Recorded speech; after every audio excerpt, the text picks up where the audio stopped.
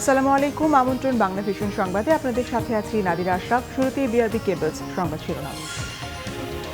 ধর্ষণের প্রতিবাদ দেশজুড়ে অব্যাহত। মৌলভীবাজারে ছাত্রলীগের হামলা, মৃত্যুদণ্ডের বিধান সোমবার ক্যাবিনেটে উত্থাপনের নির্দেশ প্রধানমন্ত্রীর।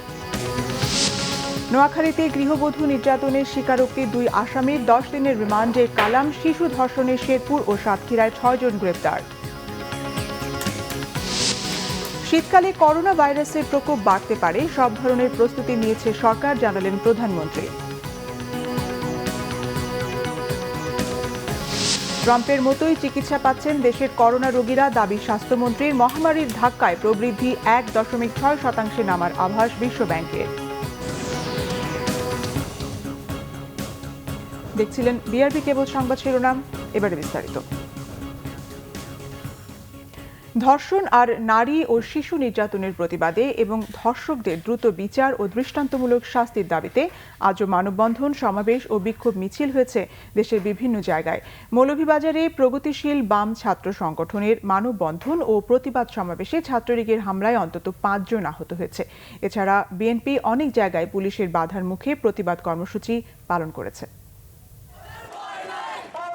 মৌলভীবাজারে প্রগতিশীল বাম ছাত্র সংগঠনগুলো শহরের চৌমুহনী এলাকা থেকে মিছিল নিয়ে জেলা প্রেস ক্লাবের সামনে অবস্থান নিলে হঠাৎ ছাত্রলীগের 10-12 জন নেতাকর্মী সেখানে হামলা চালায়। এতে 5 আন্দোলনকারী আহত হয়। পুলিশ ঘটনাস্থলে গিয়ে পরিস্থিতি নিয়ন্ত্রণে আনে। এদিকে ব্রাহ্মণবাড়িয়া জেলা পরিষদ মার্কেটের সামনে জেলা বিএনপি ও অঙ্গ সংগঠনের নেতাকর্মীরা মানববন্ধন করলে পুলিশ ব্যানার ছিনিয়ে নেয়। এ সময় উভয় পক্ষের মধ্যে তুমুল বাকবিতণ্ডা হয়। পরে পুলিশি বাধার মধ্যেই মানববন্ধন হয়। খাগড়াছড়িতেও পুলিশের দফায় দফায় বাধা, বাকবিতণ্ডা ও উত্তেজনার মধ্য দিয়ে বিক্ষোভ সমাবেশ করেছে বিএনপি। সিলেট জেলা ও মহানগর বিএনপির মানববন্ধনে বাধা দেয় পুলিশ। বৃহস্পতিবার দুপুরে সিলেট কেন্দ্রীয় শহীদ মিনারের সামনে পুলিশের বাধার মুখে দ্রুত মানববন্ধন শেষ করা হয়। নাটোরের জেলা বিএনপির নেতাকর্মীরা শহরের আলাইপুরে দলের অস্থায়ী কার্যালয়ের সামনে জড়ো হলে পুলিশ বাধা দেয়। পরে সেখানেই মানববন্ধন করে তারা।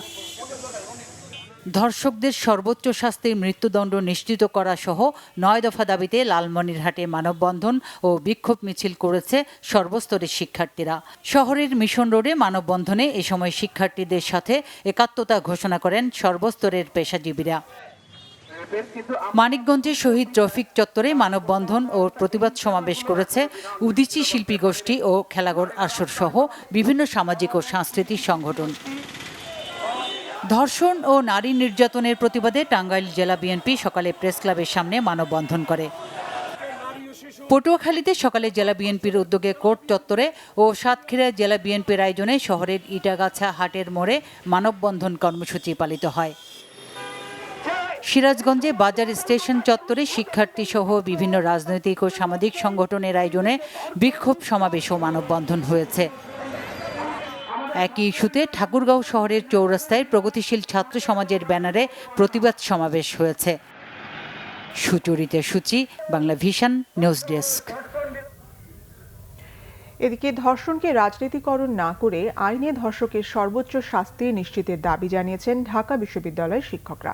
অন্যদিকে ধর্ষকের সর্বোচ্চ শাস্তি, মৃত্যুদণ্ড সহ বেশ কিছু দাবিতে আজও শাহবাগে অবস্থান নেন শিক্ষার্থীরা। একই দাবিতে আগামীকাল শুক্রবার বিকেল 3টায় শাহবাগে মহাসমাবেশের ডাক দিয়েছে তারা। এই স্লোগান নারীর প্রতি সহিংসতা, ধর্ষণ ও নির্যাতন বন্ধের দাবিতে। চতুর্থ দিনের মতো শাহবাগ অবস্থান নেন আন্দোলনকারী শিক্ষার্থীরা, যেখানে যোগ দেন কয়েকটি ছাত্র সংগঠনের নেতাকর্মীরা। তাদের অনেকগুলো দাবির মধ্যে অন্যতম ধর্ষণের শাস্তি, মৃত্যুদণ্ড নিশ্চিত করা। এই ধর্ষণ বিচারহীনতার সংস্কৃতির বিরুদ্ধে একটা তীব্র যে কুঠারাঘাত আমরা করতে চাই, সেটি শেষ না হওয়া পর্যন্ত আমাদের লাগাতারভাবে আমাদের অবস্থান, আমাদের কর্মসূচি, আমাদের আন্দোলন সেটা চলতে থাকবে। ঘরে বাইরে কোথাও নারী আজকে নিরাপদ না। ফলে নারীর নিরাপত্তা, নিজের ভাই বোন, শুধু বোনকে নয়, আজকে আমাদের শিশু ছেলে বাচ্চাটাকেও যদি বাঁচাতে হয়, তাহলেও আজকে আমাদের এই প্রতিবাদে শামিল হওয়া উচিত। রাজধানীর বসুন্ধরা আবাসিক এলাকায় আন্দোলনকারী শিক্ষার্থীরা বলেন, ধর্ষণ বন্ধে কার্যকর পদক্ষেপ রাষ্ট্র ও সরকারকে নিতে হবে। আমরা যখন রাস্তায় চলি আমাদের প্রত্যেকটা মানুষের ভয় থাকে যে হয়তো সে ধর্ষক আমরা ভয়ে চলতে হয়।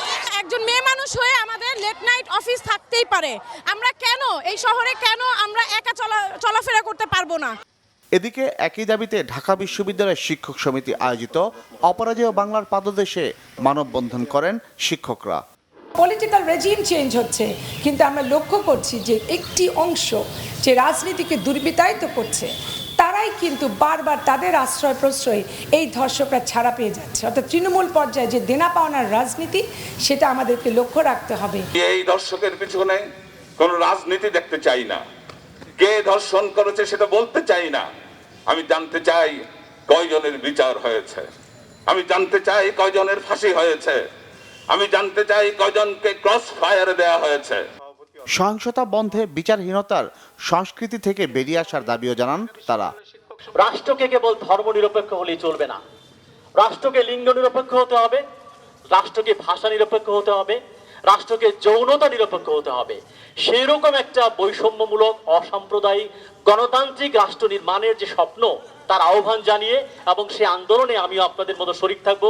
যেটিকে সর্বোচ্চ শাস্তিতে রূপান্তরিত করা হোক, নারীর প্রতি সকল সহিংসতার বিচারের জন্য স্পেশাল ট্রাইব্যুনাল গঠন করে দ্রুত গতিতে অপরাধীদেরকে বিচারের আওতায় আনতে হবে। সহিংসতা রোধে সমন্বিত পদক্ষেপের তাগিদ দেন শিক্ষকরা। একটি সংগঠনের নাম দিয়ে জিয়া খান, বাংলা ভিশন, ঢাকা। ধর্ষণের সর্বোচ্চ শাস্তি মৃত্যুদণ্ডের বিধান রেখে আইন সংশোধনের উদ্যোগ নিয়েছে সরকার। আইনমন্ত্রী অ্যাডভোকেট আনিসুল হক বলেছেন, এই সংক্রান্ত প্রস্তাব সোমবার মন্ত্রিসভায় উত্থাপন করতে নির্দেশ দিয়েছেন প্রধানমন্ত্রী শেখ হাসিনা।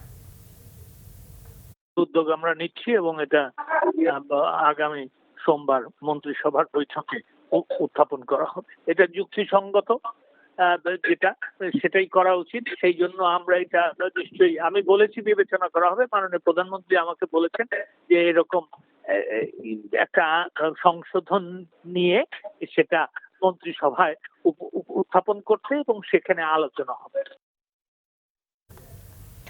নোয়াখালীতে বিবস্ত্র করে গৃহবধূ নির্যাতনের মামলায় ৩ নম্বর আসামি কালামের 10 দিন ও শাহেদের 2 দিনের রিমান্ড মঞ্জুর করেছে আদালত। স্বীকারোক্তি দিয়েছে 2 নম্বর আসামি আব্দুর রহিম এবং ইউপি সদস্য মোজাম্মেল হোসেন সোহাগ। এদিকে শিশু ধর্ষণের অভিযোগে শেরপুরে 5 জন এবং সাতক্ষীরায় 1 যুবককে গ্রেফতার করা হয়েছে। গাজীপুরের কাশিমপুরে ধর্ষণের অভিযোগে মামলা হয়েছে 2 যুবকের বিরুদ্ধে। নোয়াখালীতে বিবস্ত্র করে গৃহবধূ নির্যাতনের মামলার আসামি কালাম ও শাহেদকে বৃহস্পতিবার বিকালে 3 নম্বর আমলি আদালতে হাজির করা হয়। রিমান্ডের আবেদন করে পুলিশ। শুনানি শেষে বিচারক 3 মামলায় কালামের 10 দিন এবং মাইনুদ্দিন শাহেদের 2 দিন করে রিমান্ড মঞ্জুর করেন। বুধবার রাতে কুমিল্লার দাউদকান্দি থেকে ঘটনার মূল পরিকল্পনাকারী দেলোয়ারের সহযোগী কালামকে গ্রেপ্তার করে দেন। এরপরই গ্রেপ্তার করা হয় ওই মামলার আসামি মাইনুদ্দিন শাহেদকে। আজকে আবুল কালামকে মাননীয় আদালতে উপস্থাপন করা হয়েছে। আবুল কালামের এই 3টি মামলাতে প্রত্যেক মামলাতে 7 দিনের করে রিমান্ড চাওয়া হয়েছে। এদিকে রিমান্ড শেষে বৃহস্পতিবার সন্ধ্যায় আলোচিত এ মামলার 2 নম্বর আসামি আব্দুর রহিম এবং তদন্তে অন্তর্ভুক্ত আসামি ইউপি সদস্য মোজাম্মেল হোসেন সোহাগ আদালতে স্বীকারোক্তিমূলক জবানবন্দি দিয়েছে। পরে তাদের কারাগারে পাঠানো হয়। এর আগে সকালে হবিগঞ্জের কালেঙ্গা ত্রিপুরা বস্তি থেকে গ্রেপ্তার করা হয় আলোচিত এ মামলার আরেক আসামি শামসুদ্দিন সুমনকে। পিবিআইয়ের একটি দল তাকে গ্রেপ্তার করে। এ নিয়ে আলোচিত এ মামলায় 10 জনকে গ্রেপ্তার করা হলো। এদিকে শেরপুরের নালিতাবাড়িতে 10 বছরের শিশু ধর্ষণ মামলায় ধর্ষক হারুনুর রশিদকে গ্রেপ্তার করেছে পুলিশ। ঝিনাইগাতি উপজেলার তিনানি এলাকা থেকে তাকে গ্রেপ্তার করা হয়। এ নিয়ে এ মামলায় গ্রেপ্তার হলো 5 জন। আইনের ঊর্ধ্বে কেউ নয়। ধর্ষিতা সঠিক বিচার পাক, ধর্ষণকারী সঠিক বিচার হোক, এটা আমি চেয়ারম্যান হিসেবে দাবি জানাই। সাতক্ষীরার আশাশুনিতে 7 বছরের শিশু ধর্ষণ মামলার আসামি তরিকুল ইসলামকে ভারতে পালিয়ে যাওয়ার সময় গ্রেপ্তার করে পুলিশ। সোমবার মোবাইলে ছবি দেখানোর কথা বলে এক শিশুকে ধর্ষণ করে তরিকুল। অন্যদিকে গাজীপুরের কাশিমপুরে 13 বছরের শিশুকে ধর্ষণের অভিযোগে 2 যুবকের বিরুদ্ধে মামলা হয়েছে। সকালে শিশুটির মা বাদী হয়ে কাশিমপুর থানায় মামলা করেন। অভিযুক্তরা হলো সম্রাট হোসেন শান্ত ও শাকিল আহমেদ। এছাড়া নাটোরের বড়াই গ্রামে মেয়েকে ধর্ষণ মামলায় বাবা শরীফুল ইসলামকে কারাগারে পাঠিয়েছে আদালত। নিজের মেয়েকে ধর্ষণের অভিযোগে 22 সেপ্টেম্বর মামলা করেন মেয়ের মা। Bangla vision news desk. ধর্ষণ ও সহিংসতার প্রত্যেকটি ঘটনা সরকার গুরুত্ব দিয়ে দেখছে জানিয়ে ওবায়দুল কাদের বলেছেন, এ নিয়ে কেউ রাজনীতি করার চেষ্টা করলে তা প্রতিহত করা হবে। সরকার নয়, ব্যর্থতার দায়ে বিএনপির টপ টু বটম পদত্যাগ করা উচিত বলে মন্তব্য করেছেন আওয়ামী লীগ সাধারণ সম্পাদক। আর তথ্যমন্ত্রী ডক্টর হাসান মাহমুদ বলেছেন, ধর্ষণ, নারী ও শিশু নির্যাতনের প্রতিবাদে চলা আন্দোলন ভিন্ন খাতে প্রবাহিত করার অপচেষ্টা চলছে। নিজের সরকারি বাসভবনে সমসাময়িক ইস্যুতে বক্তব্য রাখেন আওয়ামী লীগ সাধারণ সম্পাদক ওবায়দুল কাদের। এ সময় তিনি বলেন, ধর্ষণ, হত্যা এবং সহিংসতার মতো দেশের প্রত্যেকটি ঘটনা গুরুত্ব দিয়ে দেখছে সরকার। এ নিয়ে রাজনীতি করার কেউ চেষ্টা করলে তা প্রতিহত করার কথাও বলেন ওবায়দুল কাদের। বিএনপি আন্দোলনে ডাক দিয়েছে, তারা একই ঢোল সকল মৌসুমে বাজিয়ে যাচ্ছে। আন্দোলন নির্বাচনে চরমভাবে ব্যর্থ বিএনপি এখন পথহারা পথিকের মতো দিশেহারা। তাদের নেত্রীর মুক্তির জন্য আন্দোলন তো দূরের কথা, একটু চাপও তৈরি করতে পারেনি। তাদের আন্দোলন মুখে মুখে, প্রেস ব্রিফিংয়ে আর ফেসবুক স্ট্যাটাসে সীমাবদ্ধ। এদেশের রাজনৈতিক ইতিহাসে সবচেয়ে ব্যর্থ বিরোধী দল বিএনপি। সরকার নয়, ব্যর্থতার দায় নিয়ে বিএনপি নেতাদেরই টপ টু বটম পদত্যাগ করা উচিত। অন্যদিকে বৃহস্পতিবার বাংলাদেশ প্রেস কাউন্সিল বার্ষিক প্রতিবেদন গ্রহণ অনুষ্ঠানে অংশ নেন তথ্যমন্ত্রী ডক্টর হাসান মাহমুদ। এ সময় তিনি বলেন, নারী ও শিশু নির্যাতনের কঠোর শাস্তি দিতে সরকার বদ্ধপরিকর। কেউ কেউ যখন সরকারের পদত্যাগের কথা বলে বা মাননীয় প্রধানমন্ত্রী সম্পর্কে নানা মন্তব্য করে, তখন বুঝতে হবে তাদের উদ্দেশ্য এই নারী নির্যাতনকারীদের শাস্তি দেওয়া নয়। তাদের উদ্দেশ্য হচ্ছে এটাকে রাজনীতিকরণ করে একটি ইস্যু তৈরি করা। সুতরাং এদের আসল উদ্দেশ্য, এবং তাদের এই কারণে আসলে যারা প্রকৃত অপরাধী তাদের বিরুদ্ধে ব্যবস্থা গ্রহণ করাটা তখন ঢাকা পড়ে যায়। বিএনপি সহ কিছু গোষ্ঠী দেশে বিশৃঙ্খলা সৃষ্টির অপচেষ্টা চালাচ্ছে বলেও মন্তব্য করেন তথ্যমন্ত্রী ডক্টর হাসান মাহমুদ। এই ইস্যুর আড়ালে তাদের রাজনৈতিক উদ্দেশ্য চরিতার্থ করা। মুহিবুল্লাহ মুহিব, বাংলা ভিশন, ঢাকা। বিএনপি মহাসচিব মির্জা ফখরুল ইসলাম আলমগীরের অভিযোগ, সুশাসন প্রতিষ্ঠা ও নারী নির্যাতন বন্ধ করতে ব্যর্থ হয়েছে সরকার। তাই ধর্ষণ নির্যাতনের বিরুদ্ধে মা বোনদের রুখে দাঁড়ানোর আহ্বান জানিয়েছেন তিনি। বলেন, এসব অন্যায়কারীদের একদিন বিচারের কাঠগড়ায় দাঁড় করানো হবে। সিলেট, নোয়াখালী সহ দেশের বিভিন্ন জায়গায় ধর্ষণের প্রতিবাদে জাতীয় প্রেস ক্লাবের সামনে অবস্থান কর্মসূচি পালন করেছে নারী ও শিশু অধিকার ফোরাম। বিরোধী নেতারা অভিযোগ করেন, দেশের অর্থনীতিকে ধ্বংস করেছে সরকার, ব্যর্থ হয়েছে নারী ও শিশুদের নিরাপত্তা দিতে। প্রতিবাদে মানুষ এখন রাজপথে বলেও জানান নেতারা। ওদের পদত্যাগ চাই। কেন? কারণ ওরা চোরের সর্দার, ওরা ডাকাত, ওরা লুটপাটকারী, ওরা ধর্ষকদের বাপ মা আশ্রয়দাতা। এই সরকারের হাতে মানুষের জান মাল ইজ্জত কোনো কিছু নিরাপদ নয়। দেশ স্বাধীন হয়েছে জীবন দিয়ে, রক্ত দিয়ে। ভাষার অধিকার পেয়েছে জীবন দিয়ে, রক্ত দিয়ে। এই বাংলাদেশের স্বাধীন গণতান্ত্রিক দেশের গণতান্ত্রিক অধিকারও জীবন দিয়ে, রক্ত দিয়ে আমাদেরকে প্রতিষ্ঠিত করতে হবে। বিএনপি নেতাদের অভিযোগ, সরকারের সাথে জনগণের কোনো সম্পর্ক নেই এখন। ফলে দেশের বিভিন্ন জায়গায় সরকারি দলের নেতা কর্মীরা যা ইচ্ছে তাই করছে।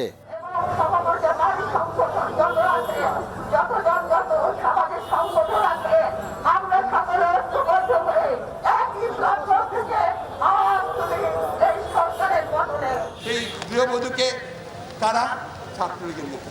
আবার বলে কি যারা আমাদের সদস্য নয়, নেতা নয়। কেন করছে? আপনাদের মদতে করছে, আপনাদের ছত্রছায়া করছে। আপনারা যে সমাজ তৈরি করেছেন, সেই সমাজে ভালো মানুষ হওয়ার উপায় নেই। যে এখন দুষ্কৃতকারী, যে গুন্ডা, বদমাস, দর্শনকারী, তারাই আপনাদের কাছে টিকে থাকবে। আর যারা সুন্দর সমাজ চায়, ন্যায়ের ভিত্তিতে সমাজ চায়, তাদেরকে ধ্বংস করবে। মা বোনেরা, আপনাদেরকে অনুরোধ করতে চাই, আর ঘরে বসে থাকা নয়, আমাদেরকে এই অন্যায়ের বিরুদ্ধে প্রতিবাদ করতে হবে। বিশেষ করে আমি তরুণদেরকে আহ্বান জানাবো, জাতি, ধর্ম, বর্ণ নির্বিশেষে সবাইকে অন্যায়ের বিরুদ্ধে প্রতিবাদ ও প্রতিরোধ গড়ার আহ্বানও জানান বিএনপি নেতারা। সিকান্দার রেমান, বাংলাভিশন, ঢাকা। প্রধানমন্ত্রী শেখ হাসিনা বলেছেন, শীতকালে করোনা ভাইরাসের প্রকোপ বাড়তে পারে, সেজন্য সব ধরনের প্রস্তুতি নিয়েছে সরকার। তিনি জানিয়েছেন, করোনার কারণে পরীক্ষা স্থগিত করা হয়েছে, পড়ালেখা অব্যাহত রাখতে প্রমোশন দেওয়া হয়েছে। সকালে গণভবন থেকে কিশোরগঞ্জের ইটনা মিঠামইন অষ্টগ্রাম সড়ক উদ্বোধন করেন প্রধানমন্ত্রী শেখ হাসিনা। অনুষ্ঠানে জানানো হয় ৮৭৪ কোটি টাকা ব্যয়ে ৩০ কিলোমিটার দৈর্ঘ্যের এ সড়কের কারণে হাওড় অঞ্চলে যোগাযোগ ব্যবস্থার ব্যাপক উন্নতি হবে। মানুষের আর্থসামাজিক উন্নয়নের পাশাপাশি পর্যটনের বিশাল সুযোগ তৈরি হবে। প্রধানমন্ত্রী বলেন, সারা দেশের যোগাযোগ ব্যবস্থার উন্নয়ন করা হচ্ছে। নদীপথ ও রেলপথের কানেক্টিভিটি বাড়ানো হচ্ছে, যাতে মানুষের অর্থনৈতিক উন্নতি হয়। এভাবে বঙ্গবন্ধুর সোনার বাংলা গড়ে তোলা হবে। তিনি বলেন, করোনা বাধা না দিলে আরও উন্নয়ন হতো। করোনা ভাইরাস যখন গতবার শীতকালে শুরু হয়েছিল, আগামী শীতকালে আবার আসতে পারে, সেটা মাথায় রেখে প্রত্যেকটা জেলা হাসপাতালে আইসিইউ নির্মাণ থেকে শুরু করে অক্সিজেনের ব্যবস্থা এবং সব ধরনের চিকিৎসা সেবার ব্যবস্থা আমরা করে দিচ্ছি। আমরা তাৎক্ষণিকভাবে প্রায় ২,০০০ ডাক্তার, ৩,০০০ নার্স নিয়োগ দিয়েছি, টেকনিশিয়ান নিয়োগ দিয়েছি। আমরা বিভিন্নভাবে চেষ্টা করছি। প্রধানমন্ত্রী বলেন, করোনার কারণে পরীক্ষা স্থগিত হয়েছে। শিক্ষার্থীরা যাতে ক্ষতিগ্রস্ত না হয় সে লক্ষ্যে ডিজিটাল শিক্ষার ওপর জোর দেন তিনি। যেহেতু পরীক্ষা আমরা এসএসসি বা এসএসসি পরীক্ষা নিতে পারছি না, কিন্তু তাদের যে টেস্ট পরীক্ষা বা ক্লাসের পরীক্ষাগুলি বা সেই সব পরীক্ষাগুলি নিয়ে তাদের রেজাল্ট দিয়ে আমি ইতিমধ্যে আপনারা দেখেছেন আমরা সিদ্ধান্ত দিয়েছি যে তাদের প্রমোশনটা দিয়ে দেওয়া হবে, যার জন্য পড়াশোনাটা অব্যাহত রাখতে পারে। প্রধানমন্ত্রী জানান, প্রতিটি বড় জেলায় বিশ্ববিদ্যালয় প্রতিষ্ঠা করা হবে, শিল্প এলাকা গড়ে তোলা হবে ওইসব এলাকার পণ্যকে ভিত্তি করে। আরিফুল হক, বাংলাভিশন, ঢাকা। এদিকে করোনার দ্বিতীয় ঢেউ এলেও সরকারের সামর্থ্যের সবটুকু দিয়ে তা প্রতিহত করার প্রস্তুতি রয়েছে বলে জানিয়েছেন প্রধানমন্ত্রীর মুখ্য সচিব ডক্টর আহমদ কায়কাউস। তার মতে, দেশের পরিস্থিতি খুব খারাপ না হলে শিগগিরই অর্থনীতি আগের অবস্থানে ফিরবে। বৃহস্পতিবার প্রধানমন্ত্রীর কার্যালয়ে এক অনুষ্ঠানে প্রধানমন্ত্রীর মুখ্য সচিব আহমদ কায়কাউস কথা বলেন। তিনি বলেন, দুর্নীতির বিরুদ্ধে সরকার ব্যবস্থা নিচ্ছে, যেখানে দুর্নীতির তথ্য পাওয়া যাচ্ছে সেখানেই ব্যবস্থা নেওয়া হয়েছে। মুখ্য সচিব বলেন, ভ্যাকসিন আসলেই যেন বাংলাদেশ পায় সেজন্য কর্মপরিকল্পনা হাতে নেওয়া হয়েছে। আবারও করোনা ব্যাপক আকারে দেখা গেলে এর করণীয় ঠিক করা হবে। তবে করোনা মোকাবেলায় সফল কোনো ব্যবস্থাপনা নেই। তবুও সরকার অন্য যে কোনো দেশের তুলনায় সফল হয়েছে বলে জানান আহমদ কায়কাউস। দেশে করোনা শনাক্তের ৭ মাস পূর্ণ হলো। একদিনে করোনায় আরও ২০ জনের মৃত্যু হয়েছে। এ নিয়ে মৃতের সংখ্যা দাঁড়ালো ৫,৪৬০ জনে। জনস্বাস্থ্য বিশেষজ্ঞরা বলছেন, করোনার প্রথম ঢেউ নিয়ন্ত্রণে ব্যর্থ সরকার। এদিকে দ্বিতীয় ঢেউয়ের জন্য সরকার প্রস্তুত, জানিয়েছেন স্বাস্থ্যমন্ত্রী জাহিদ মালেক। দেশে প্রথম করোনা শনাক্ত হয় গত ৮ই মার্চ। প্রথম মৃত্যুর ঘটনা ঘটে এর ১০ দিন পর ১৮ই মার্চ। এরপর প্রতিদিনই ধীরে ধীরে বাড়তে থাকে কোভিড-১৯ আক্রান্ত ও মৃতের সংখ্যা। স্বাস্থ্য মন্ত্রণালয়ের তথ্য মতে ৭ মাস পূর্ণের দিন বৃহস্পতিবার আরও ১,৪৪১ জনের করোনা শনাক্ত হয়েছে। এ নিয়ে দেশে মোট শনাক্তের সংখ্যা দাঁড়ালো ৩,৭৪,৫৯২ জন। মারা যাওয়া ২০ জনের মাঝে ১৩ জন পুরুষ ও ৭ জন নারী। করোনা শনাক্তের হার ১১.৪৩%, সুস্থতার হার ৭৬.৯৭ ও মৃত্যুর হার ১.৪৬%। এমন বাস্তবতায় স্বাস্থ্যমন্ত্রী জাহিদ মালেক দাবি করেন, বুঝে না বুঝে অনেকের সমালোচনা করলেও কম মৃত্যুহারই প্রমাণ করে করোনা মোকাবেলায় সরকার সফল। দেশে ১০৯টি পরীক্ষাগার থাকার পরও মানুষের করোনা টেস্টের আগ্রহের ঘাটতিতে অসন্তোষ প্রকাশ করেন মন্ত্রী। আজকে রেমডেসিভির দিচ্ছে, যে ট্রিটমেন্ট ডোনাল্ড ট্রাম্পকে দেওয়া হয়েছে, আমাদের দেশে একই ট্রিটমেন্ট এখানে দেওয়া হচ্ছে। শীতের দিনে কিছু বাড়তে পারে অন্যান্য দেশে, আমাদের দেশেও সে আশঙ্কা করা হচ্ছে। আমরা প্রস্তুত আছি সেই বিষয় নিয়ে, এবং বাংলাদেশের মানুষরা ওই ঢেউ দেখে ভয় পায় না। কাজে আমাদের সেকেন্ড ওয়েভ আসুক আর যত ওয়েভই আসুক, ইনশাল্লাহ বাংলাদেশ মাননীয় প্রধানমন্ত্রী শেখ হাসিনার নেতৃত্বে সব কিছু সফলতার সাথে আমরা পার করে যাব। এদিকে জনস্বাস্থ্য বিশেষজ্ঞরা বলছেন, ৭ মাসেও করোনার সঠিক চিত্র স্পষ্ট নয়। সন্তোষজনক নয় স্বাস্থ্যবিধি মানতে মানুষকে উদ্বুদ্ধ করার কার্যক্রমও। আমরা সংক্রমণের প্রথম ঢেউকে নিয়ন্ত্রণ করতে সমর্থ হইনি। সামনে শীতকাল, মানুষজন আক্রান্ত হতে পারে এই আশঙ্কা এবং আতঙ্ক সব মিলে আমরা দেখছি করোনা প্রতিরোধী কার্যক্রমে জনসম্পৃক্ততাও তেমনি হয়নি। সঠিক কার্যক্রম গ্রহণ করে করোনা প্রতিরোধে অগ্রসর হওয়া বাঞ্ছনীয়। করোনা সংক্রমণ প্রতিরোধে সচেতনতার কোনো বিকল্প নেই বলে মনে করেন সংশ্লিষ্টরা। তাইমুর রশিদ, বাংলা ভিশন, ঢাকা। করোনার ধাক্কায় চলতি অর্থবছরে বাংলাদেশের মোট দেশজ উৎপাদন বা জিডিপি প্রবৃদ্ধি 1.6% নেমে আসতে পারে বলে মনে করছে বিশ্বব্যাংক। সংস্থাটির দক্ষিণ এশিয়া ইকোনমিক ফোকাস প্রতিবেদনে এই প্রাক্কলন করা হয়েছে। বিশ্বব্যাংক বলছে, মহামারীতে সবচেয়ে বেশি ক্ষতিগ্রস্ত অপ্রাতিষ্ঠানিক খাত। প্রায় 2 মাসের লকডাউনে বড় ধাক্কা খায় অর্থনীতি। এর প্রভাবে নিম্ন আয়ের মানুষ নগর থেকে গ্রামে ফিরতে বাধ্য হন, যাদের বড় অংশ এখনো কর্মহীন। প্রবৃদ্ধিতে এর প্রভাব পড়বে। সরকার 8.2% জিডিপি অর্জনের টার্গেট ধরলেও অর্থবছর শেষে 1.5% ঘরে থাকবে। সংস্থাটির পূর্বাভাস বলছে, দক্ষিণ এশিয়ার নজিরবিহীন মন্দায় তৈরি পোশাক সহ সামগ্রিক রপ্তানি ও বিনিয়োগ বাধাগ্রস্ত হবে। কমে যেতে পারে রেমিটেন্স। তবে এই অর্থবছরে প্রবৃদ্ধি কমলেও আগামী বছর 3.4% প্রবৃদ্ধি অর্জনের আভাস দিয়েছে সংস্থাটি। বাংলাদেশ ও ভুটানে বিশ্ব ব্যাংকের আবাসিক পরিচালক মার্সি টেম্বন জানান, বিশ্ব মন্দা বাংলাদেশের ওপরও প্রভাব ফেলবে। তবে ধাক্কা সামাল দিতে সরকারের উদ্যোগ সঠিক পথে আছে বলে মনে করেন তিনি। প্রবৃদ্ধির পূর্বাভাস নিয়ে বিশ্বব্যাংকের প্রতিবেদন দেশের অর্থনীতির গতি প্রবাহের সঙ্গে সামঞ্জস্যপূর্ণ বলে জানিয়েছেন অর্থনীতিবিদ ডক্টর আহসান এইচ মনসুর। তিনি বাংলা ভিশনকে জানান, এবছর কোনো খাতে ইতিবাচক প্রবৃদ্ধির সম্ভাবনা নেই। এই অর্থবছরে আমাদের প্রবৃদ্ধিটা খুবই কম হবে। এখন পর্যন্ত এই ডিসেম্বর মাস পর্যন্ত কোনো পজিটিভ প্রবৃদ্ধি হওয়ার কোনো সম্ভাবনা নাই কোনো খাতে। এটা কিন্তু 2-3% বেশি হওয়ার কোনো সম্ভাবনাই নেই। এবং বিশ্বব্যাংক এই আলোকে হয়তো যেটাকে 1.1 থেকে 2 মধ্যে ধরেছে। আমাদের যে বর্তমান প্রকালন সেটা হচ্ছে অবস্থা 8% পৃথিবীর কোনো দেশে করতে পারবে না। সরকারকে বলবো যে আপনারা সামনের দিকে তাকান, হেডলাইন আইটেম থেকে চোখটা সরিয়ে বাস্তবতার আলোকে, আমাদের যে ফিসক্যাল পরিস্থিতি সেটার আলোকে আমাদের দেশের ঋণ কার্যক্রম শুরু করার ব্যাপারে একটা নজর দিন। আরও কিছু পদে পদে ভোগান্তি আর বাড়তি খরচের বোঝায় দিশেহারা ছুটিতে থাকা সৌদি প্রবাসীরা। 8 থেকে 10 মাসের বেকার জীবনে কাজে ফিরতে কয়েক ধাপে দিতে হচ্ছে অতিরিক্ত টাকা। কেউ আবার স্ত্রীর গহনা বিক্রি সহ নানাভাবে টাকা জোগাড় করে আকামার মেয়াদ বাড়িয়ে নিচ্ছেন। আবার যারা নতুন করে ওয়ান ওয়ে টিকিট নিতে চাচ্ছেন, তাদের গুনতে হচ্ছে লাখ টাকার বেশি।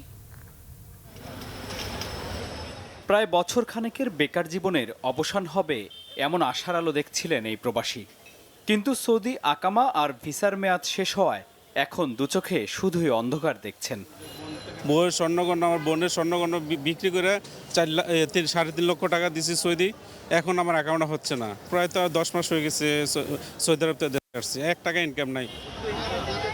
তার মতো অবস্থা আরও অনেকের। ধার দেনা করে টাকা পাঠিয়েছেন স্পন্সর বা কফিলের কাছে। এখন মেয়াদও বাড়িয়ে নিয়েছেন অনেকে। কিন্তু তারপরও ধাপে ধাপে বাড়তি খরচে ঋণে ডুবে যাচ্ছেন প্রবাসীরা। আমরা যা কিছু ইনকাম করে নিয়ে আসছিলাম এগুলি আমাদের শেষ হয়ে গেছে ছুটি চলাকালীন অবস্থায়। এরপর আমাদের পারিবারিক খরচ, এরপর ঢাকায় আসা যাওয়া, টিকিট কনফার্ম করার ব্যাপারে, করোনার রিপোর্ট নেওয়ার ব্যাপারে, মানে এক বিভৎস অবস্থার ভিতরে আমরা জীবনযাপন করতেছি। সৌদি আরবে 10 বছর 15 বছর সার্ভিস চাকরি করে তাদের একটা দেখা যায় চাকরি ছাইরা আসলে একটা বেনিফিট পাওয়া যায়।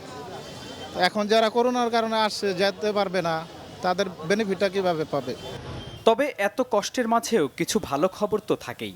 সৌদিতে এমন কফিলও আছেন যারা নিজের টাকাতেই বাড়িয়ে দিচ্ছেন আকামা ও ভিসা। যে তুই আসতে পারবি না, কি কর, তখন আমার শুই না আমার কফিলে গেলো, তাহলে আমি তোর মেয়াদ বাড়াই দেই না, আমার কোনো টাকা পয়সা না, কফিলে কোনো টাকা চাইও না, আমার টাকা দিতে হইব, সেই কিচ্ছু লাগে না। কফিলের আন্ডারে কাজ করেন নাকি বাইরে? কফিলের আন্ডারে কাজ করি না, কিন্তু কফিল আমি বাইরেই কাজ করি, কিন্তু কফিলে আমার কাছে কোনো পয়সা খায় না। করোনা টেস্ট লাগবে, অফিসে যে বারবার যাওয়া লাগবে আওয়া লাগবে। পরে বলছি যে আমি যে ঢাকা যাবো বরিশাল যা, সে টাকা আমার কাছে নাই, ও আমারে 500 রিয়াল পাঠাইতেছে। ভিনদেশিরা সহানুভূতি দেখালেও দেশি ট্রাভেল এজেন্টের মাধ্যমে প্রতারণার শিকার অনেক প্রবাসী। ফিরতি টিকিট কেটে এলেও এখন দেখছেন টাকা উঠিয়ে নিয়েছেন এজেন্ট। আমাদের পুরানো টিকিটটা তো ক্যান্সেলই হয়ে গেল, তো আপনারা আবার আমাদেরকে চাচ্ছেন 1,20,000 টাকা কেন? তো যে জায়গায় আপ ডাউন টিকিট 50,000 টাকা, তো ওয়ান ওয়ে টিকিট হচ্ছে আপনার 25,000 টাকা। সে জায়গায় তারা কিভাবে 1,20,000 টাকা দাবি করে, এটা আমি জানতে চাচ্ছি। আমাদের উপরে কেন এই জুলুমটা করা হচ্ছে? এদিকে বৃহস্পতিবারও ভিসা ও আকামার মেয়াদের ভিত্তিতে টিকিট দেয় সৌদি এয়ারলাইন্স ও বিমান বাংলাদেশ এয়ারলাইন্স। মিরাজ হোসেন গাজী, বাংলা ভিশন, ঢাকা। 2002 সালে সাতক্ষীরায় প্রধানমন্ত্রী শেখ হাসিনার গাড়ি বহরে হামলা মামলা বাতিল চেয়ে রিটের জারি করা রুল খারিজ করেছে হাইকোর্ট। আগামী 3 মাসের মধ্যে মামলা নিষ্পত্তি করতে বিচারিক আদালতকে হাইকোর্টের নির্দেশ। বিচারপতি মুস্তফা জামান ইসলাম ও বিচারপতি মোহাম্মদ কামরুল হোসেন মোল্লার সমন্বয়ে গঠিত ভার্চুয়াল হাইকোর্ট বেঞ্চ বৃহস্পতিবার এই আদেশ দেন। ওই ঘটনায় হত্যা চেষ্টা, বিস্ফোরক দ্রব্য এবং অস্ত্র আইনে 3টি মামলা রয়েছে। হত্যা চেষ্টা মামলায় আসামি রকিবের বয়স 10 বছর ছিল উল্লেখ করে মামলা বাতিল চেয়ে 2017 সালে হাইকোর্টে আবেদন করে রকিব। এর প্রেক্ষিতে মামলাটির কার্যক্রমে 2017 সালের 23 আগস্ট হাইকোর্ট রুল সহ স্থগিতাদেশ দেয়। অতিরিক্ত অ্যাটর্নি জেনারেল এস.এম. মুনির জানান, মামলাটি নিম্ন আদালতে সাক্ষ্য গ্রহণ পর্যায়ে রয়েছে। রুল খারিজের আদেশ আসায় নিম্ন আদালতে মামলাটি চলতে আর বাধা থাকল না।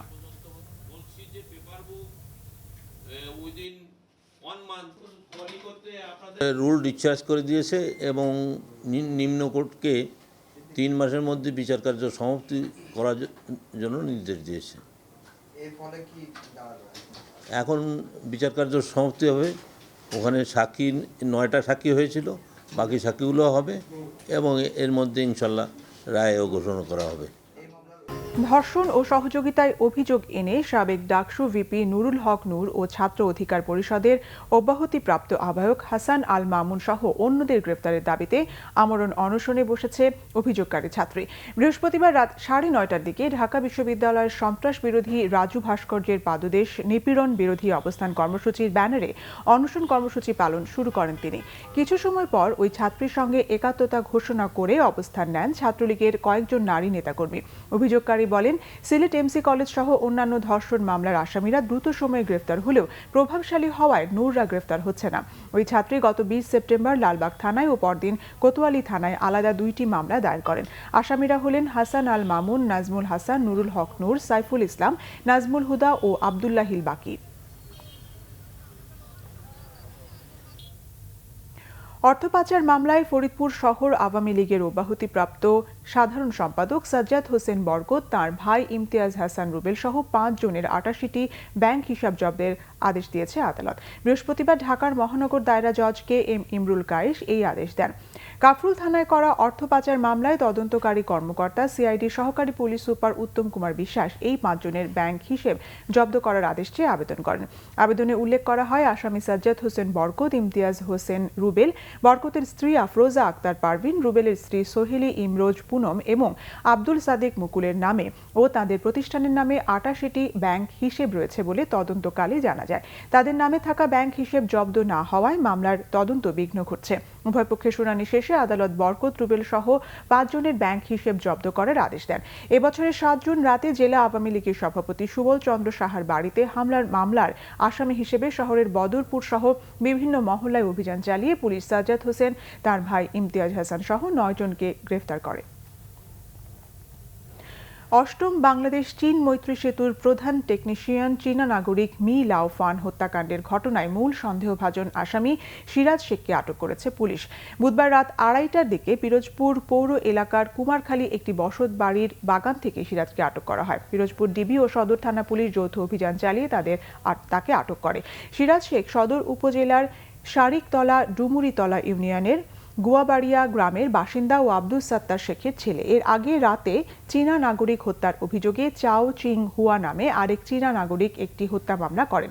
তবে আটক সিরাজ এই ঘটনার মূল হোতা বা আরও কেউ জড়িত আছে কিনা সেই বিষয়ে তদন্ত করে দেখা হচ্ছে। এদিকে বৃহস্পতিবার সকালে বরিশাল রেঞ্জ ডিআইজি শফিকুল ইসলাম ঘটনাস্থল পরিদর্শন করেছেন। বুধবার সন্ধ্যায় পিরোজপুর সদর উপজেলার কুমিরমারা এলাকায় চীনা নাগরিক লাও ফাংকে ছিনতাইকারীরা ছুরিকাঘাত করে টাকা ছিনিয়ে নেয়। গুরুতর অবস্থায় উদ্ধার করে পিরোজপুর জেলা হাসপাতালে নিয়ে যাবার পর চিকিৎসাধীন অবস্থায় মারা যান তিনি। সীমান্ত হত্যা বন্ধের বিষয়টি সহজ নয়, তবে এ ব্যাপারে সর্বোচ্চ গুরুত্ব দেওয়া হবে বলে জানিয়েছেন নবনিযুক্ত ভারতের হাই কমিশনার বিক্রম কুমার দুরাইস্বামী। দুই দেশের সীমান্তরক্ষী বাহিনীর মধ্যে আরও সমন্বয় বাড়াতেও কাজ করে যাবেন তিনি। সন্ধ্যায় গুলশানে এক সংবাদ সম্মেলনে তিনি এই কথা বলেন। এ সময় তিনি আরও বলেন, করোনায় ভারতের উৎপাদিত ভ্যাকসিন অগ্রাধিকার ভিত্তিতে বাংলাদেশকে দেওয়া হবে। বর্তমান কোভিড পরিস্থিতির কারণে দুই দেশের অর্থনীতিতে নেতিবাচক প্রভাব পড়েছে বলেও মন্তব্য করেন বিক্রম দুরাইস্বামী। জানান, দুই দেশের মধ্যে বিমান চলাচলের জন্য শিগগিরই এয়ার বাবল ব্যবস্থা চালু হবে। অমীমাংসিত বিভিন্ন ইস্যু সমাধানের বিষয়েও কাজ করবেন বলে জানান ভারতের নবনিযুক্ত হাইকমিশনার বিক্রম দুরাইস্বামী। এর আগে বিকেলে রাষ্ট্রপতি অ্যাডভোকেট আব্দুল হামিদের কাছে পরিচয়পত্র পেশ করেন তিনি।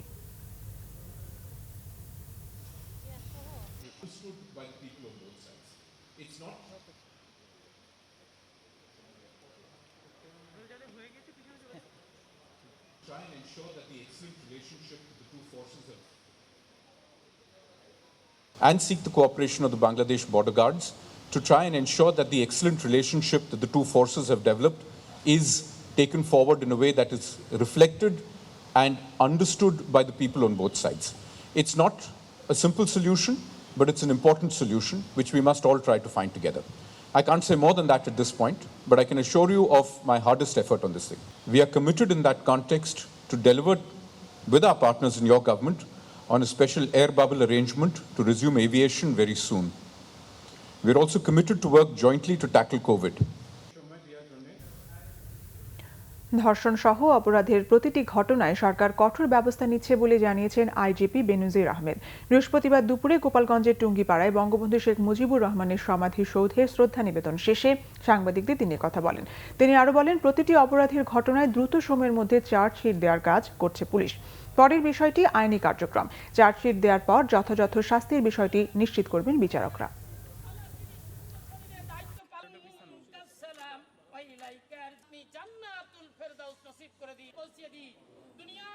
প্রত্যেকটি ঘটনা কিন্তু যারা অপরাধী তাদেরকে গ্রেফতার করা হয়েছে। আমরা গ্রেফতার করাতেই শেষ না, আমাদের যে দায়িত্ব আছে সেটা হচ্ছে এই মামলাগুলো দ্রুততম সময়ের মধ্যে এগুলো যারা অপরাধ করেছে তাদের বিরুদ্ধে চার্জশিট দেওয়া, সেটিও আমরা দ্রুততম সময়ের মধ্যে দেব।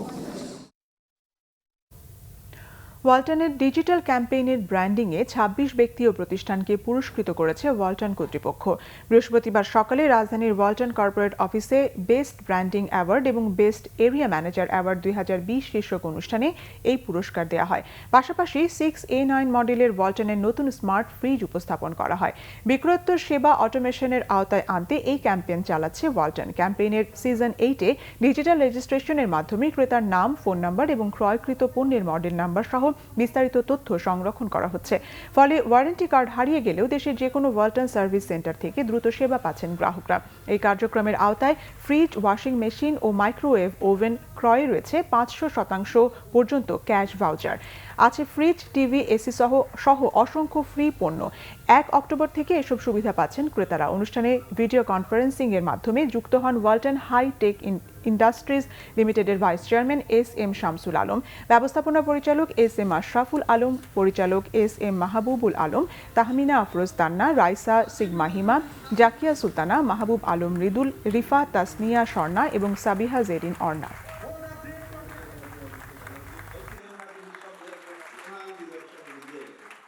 এবার ক্লেমেন্ট খেলার সংবাদ।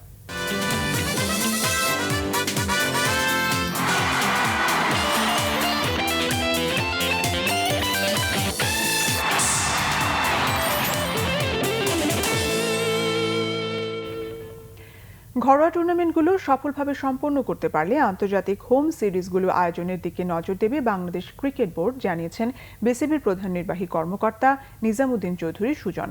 ৩ দলের ওয়ানডে টুর্নামেন্টটির নামকরণ করা হয়েছে বিসিবি প্রেসিডেন্টস টুর্নামেন্ট। মাহমুদুল্লাহ একাদশ ও নাজমুল একাদশের ম্যাচ দিয়ে ১১ অক্টোবর শুরু হচ্ছে দিবারাত্রির ওয়ানডে টুর্নামেন্ট, যার ফাইনাল হবে ২৩ অক্টোবর। এখন আমরা স্টেপ বাই স্টেপ যেটা এগোচ্ছি তার অংশ হিসেবেই কিন্তু আমরা এই 3 দলের অংশগ্রহণে একটা টুর্নামেন্ট আয়োজন করছি, বিসিবি প্রেসিডেন্টস কাপ। এবং তার পরবর্তীতে আমাদের অন্যান্য যে কম্পিটিশনগুলো, স্পেশালি আমাদের যে ইন্টারন্যাশনাল কমিটমেন্টগুলো আছে, যেগুলো আমরা আমাদের হোস্ট প্ল্যানিংয়ে আছে, সেগুলো আমরা পরিকল্পনা করছি। ফিনান্সিয়াল ম্যাটার্সগুলো অবশ্যই আমাদের কনসিডারেশনে আছে, আমরা কী ফর্মে দেব বা কীভাবে এই বিষয়টাকে অ্যাড্রেস করা যাবে সে ব্যাপারে আমরা আলোচনা করেছি এবং কিছু কিছু পরিকল্পনা অবশ্যই আমাদের রয়েছে। এই টুর্নামেন্টে না হলেও পরবর্তী যে আরেকটা টুর্নামেন্ট বা লিগ আয়োজনের পরিকল্পনা রয়েছে, সেখানে আর্থিক একটা বিষয় তো থাকবেই।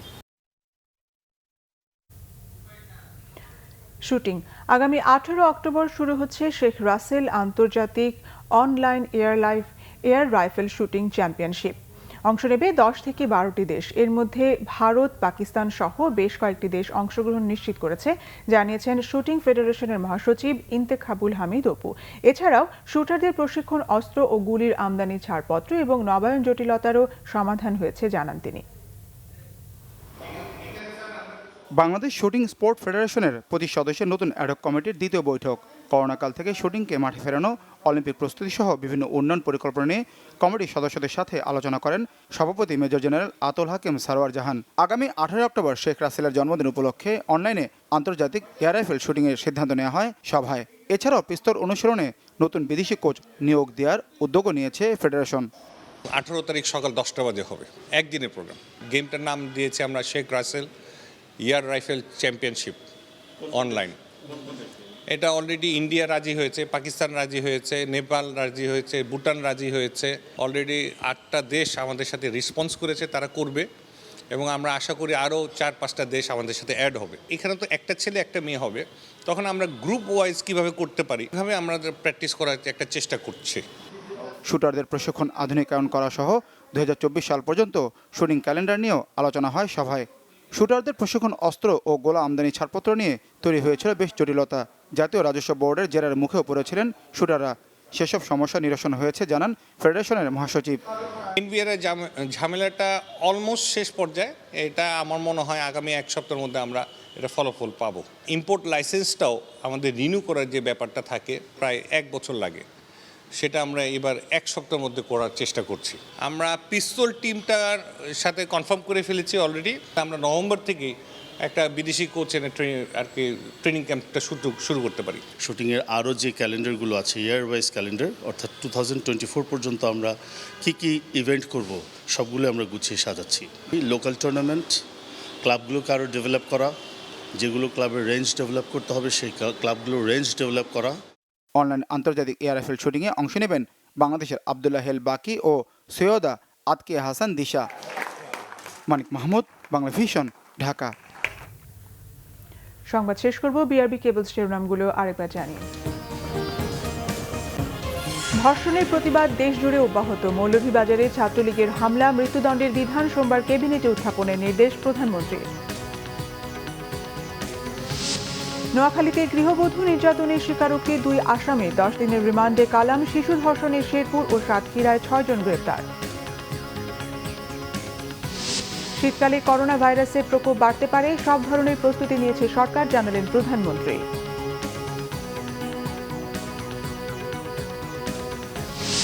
ট্রাম্পের মতোই চিকিৎসা পাচ্ছেন দেশের করোনা রোগীরা, দাবি স্বাস্থ্যমন্ত্রীর। মহামারীর ধাক্কায় প্রবৃদ্ধি 1.6% নামার আভাস বিশ্বব্যাংকের। এই ছিল এখনকার মতো। পরের সংবাদ রাত 1টায় দেখার আমন্ত্রণ রইল। এছাড়া বাংলা ভিশন সংবাদ ও সংবাদ সংশ্লিষ্ট অনুষ্ঠান দেখতে লগইন করুন facebook.com/banglavision এবং সাবস্ক্রাইব করুন youtube.com/banglavision news। সঙ্গে থাকার ধন্যবাদ।